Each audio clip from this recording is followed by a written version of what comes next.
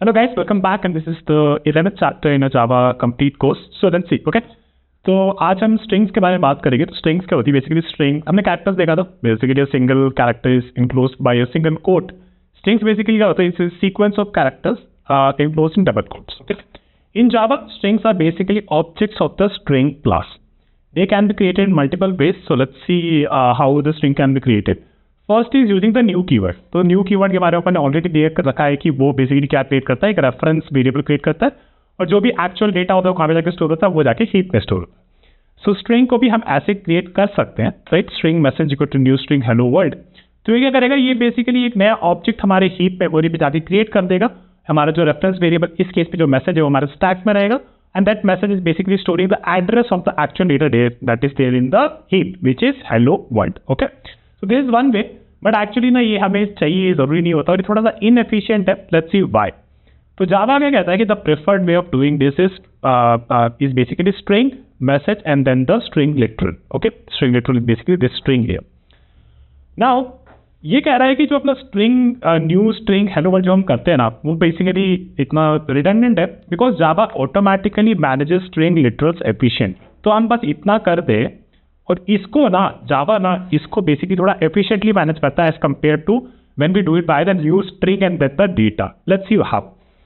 When a string is assigned using a string literal it is stored in the string pool. ठीक है, अब इसका मतलब क्या हुआ? जैसे अपन ने ये वाला जो किया ना, इसमें क्या हो रही है? ये जो स्ट्रिंग है बेसिकली एक स्ट्रिंग पूल में जाके स्टोर. स्ट्रिंग पूल क्या होती है अपन इसमें समझते हैं तो आपको समझ में आ जाएगा कि क्यों ये बेटर वे है as compare to the new string जो अपन ने ऊपर देखा था. Let's see. स्ट्रिंग पूल क्या होता है? स्ट्रिंग पूल बेसिकली होता है एक स्पेशल मेमोरी एरिया होता है हमारे जावा हीप में जहाँ पे हमारे स्ट्रिंग लिटरल स्टोर्ड होते हैं. ठीक है, ये ऑप्टिमाइज करता है मेमोरी यूसेज को और परफॉर्मेंस को भी इंप्रूव करता है by avoiding duplicate string objects. अब इन दोनों का मतलब क्या है इसके बारे में समझते हैं. ठीक है, स्ट्रिंग पूल क्या है? एक स्पेशल मेमोरी एरिया है हीप में जहाँ पे स्ट्रिंग लिटरल्स ही बस स्टोर होते हैं. वो हमें मेमोरी यूसेज और परफॉर्मेंस में भी बड़ा अच्छा हेल्प करता है by avoiding duplicate string objects. Let's see what do I mean by that. तो स्ट्रिंग पूल कैसे काम करता है? जब हमने ऐसा लिखा था, right, string message equal to hello world, Java ने क्या किया? जावा ने ये चेक किया कि भाई ये जो स्ट्रिंग है, राइट, ये जो स्ट्रिंग है ये ऑलरेडी एक स्ट्रिंग पूल में एग्जिस्ट करती है कि नहीं करती. String pool is basically pool of strings, right, और ये कहाँ होती है? ये हमारे हीप मेमोरी में ही होती है. ठीक है, हीप मेमोरी में यहाँ पे एक स्ट्रिंग पूल होता है, वहाँ पे ही होती है. वो बस ये चेक करता है कि भैया ये स्ट्रिंग ऑलरेडी स्ट्रिंग पूल में एग्जिस्ट करती है कि नहीं करती. अगर एग्जिस्ट करती है तो क्या करेगा? ये जो मैसेज है ना, अगर हेलो वर्ल्ड का भी कोई स्ट्रिंग एक्चुअली हमारे हीप में या फिर स्ट्रिंग पूल में एग्जिस्ट करती है तो क्या करेगा? जावा सिंपली रेफरेंस कर देगा इस मैसेज को बोल के भाई कि भाई तू ये जो मैसेज है this will store the address of the same string in the string pool. ठीक है, instead of creating a new object. अब को नया ऑब्जेक्ट बनाने की जरूरत नहीं है. बट जब हम new string hello world use कर रहे थे ना, तो ये नहीं देख रहा था भाई कि हीप पे ऐसा कोई ऑब्जेक्ट है जहाँ पे हेलो वर्ल्ड उसका एक स्ट्रिंग है या नहीं. ये नहीं देख रहा था. ये बस जाके बोल रहा था कि एक नया ऑब्जेक्ट मेरे को बनाना है वहाँ पे हेलो वर्ल्ड करके, और मेरा जो ये वेरिएबल होगा यहाँ पे रेफरेंस वेरिएबल मैसेज जो भी होगा that will point two that location in the heap जब भी आप न्यू से करते हो.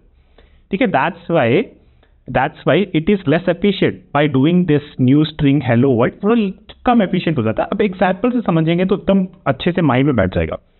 ठीक है, जब हम न्यू स्ट्रिंग करते हैं तो एक नया ऑब्जेक्ट क्रिएट होता है हमेशा outside the string pool, which is why it is less efficient. Now let's see.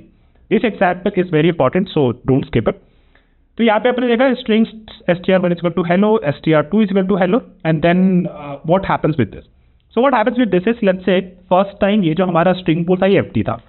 जब अपन ने ऐसा किया तो इसने क्या किया? इसने एक हेलो क्रिएट कर दिया यहाँ पे और इसका एड्रेस था लेट्स से 0x123 और ये str1 में ये एड्रेस स्टोर हो गई, right. This is a reference variable. Now let's talk about str2. तो अब जावा ने क्या किया? इसने कहा यार ये वापस से हेलो तो ऑलरेडी है ही यहाँ पे. तो अगर हेलो ऑलरेडी है ही यहाँ पे तो str2 क्या करेगा? बस इसमें जाके पॉइंट कर देगा, है ना. और अगर हम इन दोनों को पूछेंगे भाई str1 is it equal to str2 तो बोलेगा हाँ, क्योंकि they are storing the same address, right. But if I do the new string hello with str3, what will happen is it will create a new memory, new space outside the string pool. क्योंकि हमने ये new से create किया है. ठीक है, ये string pool में जाके create नहीं करेगा, ये बाहर जाके create करेगा और यहाँ पे उसका कुछ एड्रेस होगा लेट्स से 0x220 और ये यहाँ पे स्टोर कर देगा and this will be pointing this memory while doing with new. But now if I compare str1 with str3, you see that both the addresses are different, right? The addresses are different. तो इस case में यहाँ पे ये false बोलेगा, इस case में बोलेगा ये true, because they are pointing to same address, right. Let me quickly tell you with this example. So what do I mean by that? Okay, इसको अपन डिलीट कर देते हैं.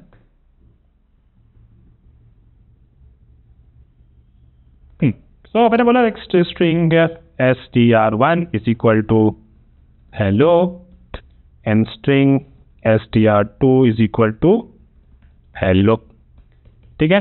On so out is basically system out of println. If we do str1 is equal to str2, they are equal because they are pointing to the same address in the string pool, and it is true. But if I do string str3 is equal to new string and then pass the hello. But if I do now str1 is equal to str3, this should be false, right? Because it is pointing to a very different location in the heap, right? This is something we don't discuss. Now let's talk about some important functions in the string जो कि हमें कौन सा जरूरी है.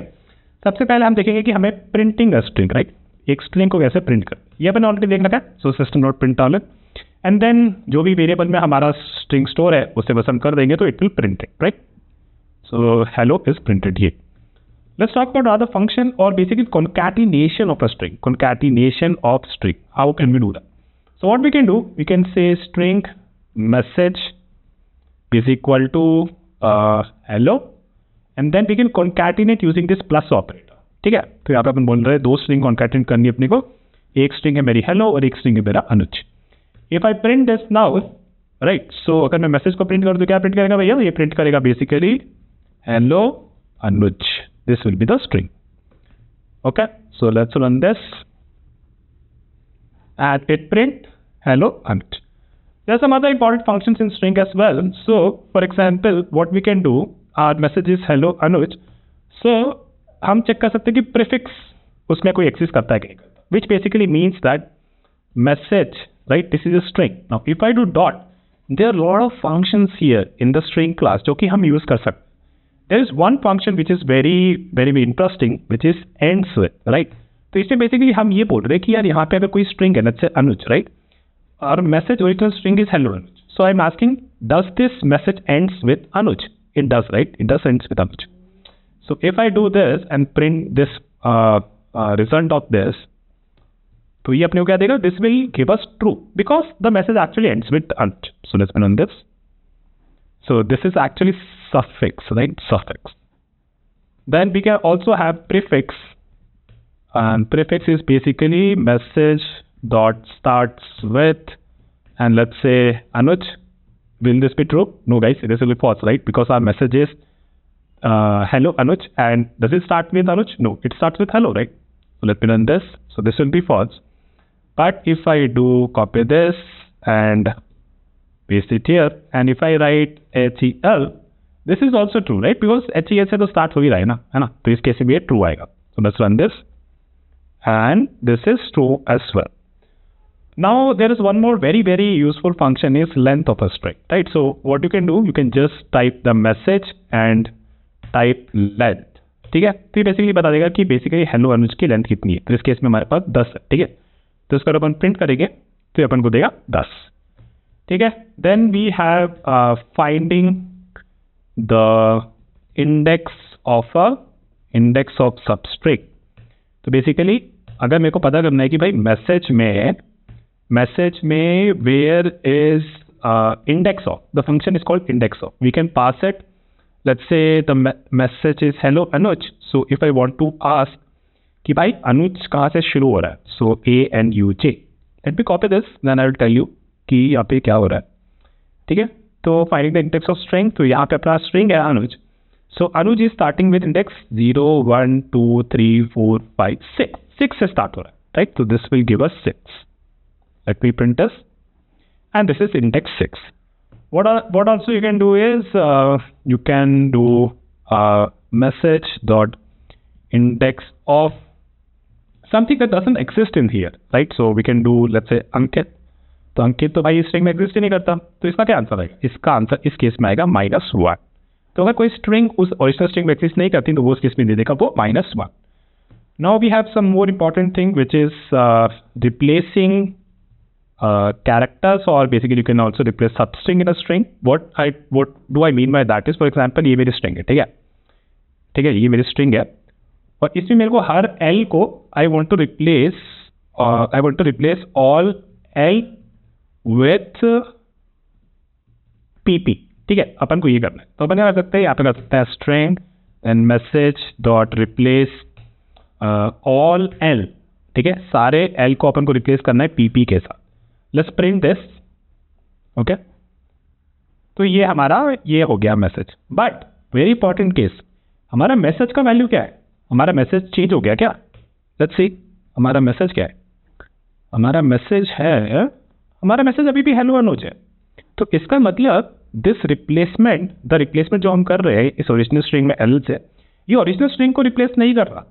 And that is a very important concept in string, जिसके बारे में नेक्स्ट वीडियो बात करेंगे. The immutability of strings, that strings are by default are immutable. Whenever you do some modification, it creates a new string and it doesn't modify the original string. Immutability. This concept is called immutability of strings. We'll talk about this more in the next video. There are some important concepts as well, which is message dot to lowercase. Basically, सारी जो भी string है हमारी उसको उठा के सारे characters को लोअर केस में कर रहे हैं. Let's print this. This is just simple practice, guys. You can also do it by yourself. And let's talk about one more thing. So message dot to upper case. So basically सारे characters को ये upper case कर देगा. This is hello Anuj. Right. So this is that. And one more very important thing I want to talk about is the trimming function. ठीक है, तो बहुत बार होता है कि आप फॉर्म में बेसिकली कुछ डेटा डाल रहे होते हो तो आपने ऐसा कुछ डाल दिया होता है स्पेस वेस कुछ स्पेस वेस space. Generally, it is a good idea that you remove the spaces from the front and the back. Okay, so let me do this. So what I'm going to do is I'm going to create a new string message1 is equal to hello and then hello and Anuj.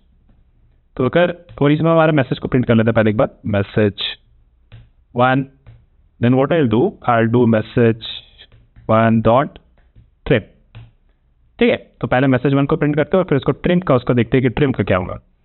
तो देखो message1 में क्या था, यहाँ पे this was our string, this is message1, but when I trimmed it my message look like this. ठीक है, तो आगे और पीछे वाले स्पेस इसने हटा दी.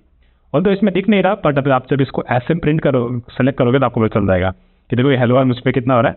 इस वाले केस में यहाँ भी स्पेस है, यहाँ भी स्पेस है, लेकिन जब इसको कॉपी कर रहा हूँ तो यहाँ पे नहीं दिख रहा मुझे, है ना. और आगे पीछे के दोनों के चीज़ों को हमने ट्रिम कर दिया. So these are the some important functions that I want to discuss in strings. Let me click copy this and इसको अपने नोट्स में डाल देते हैं.